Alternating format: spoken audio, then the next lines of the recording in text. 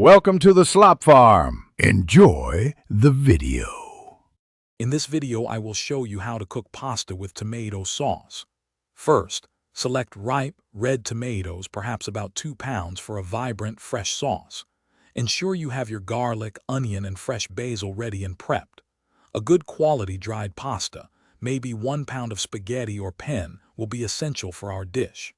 Mise en place, or everything in its place, makes the cooking process smooth and enjoyable, setting you up for culinary success.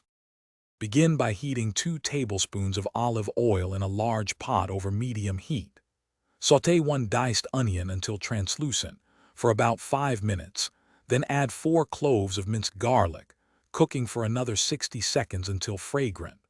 Pour in your crushed tomatoes, perhaps 28 ounces, and bring to a gentle simmer.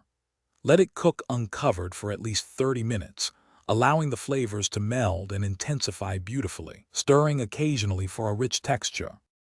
Fill a large pot with at least 4 quarts of water and add 2 tablespoons of salt.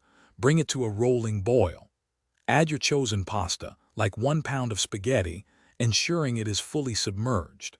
Cook the pasta according to the package directions, but subtract 1 minute from the recommended cooking time, aiming for al dente.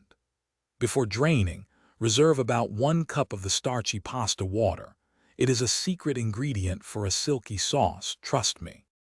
Once the pasta is al dente, use tongs to transfer it directly into your simmering tomato sauce, allowing some of that starchy water to come along. Add about 1/4 cup of the reserved pasta water to the sauce and pasta mixture.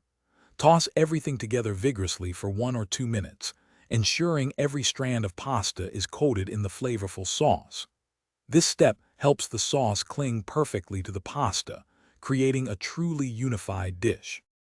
Thanks for watching. Consider subscribing if we helped you today.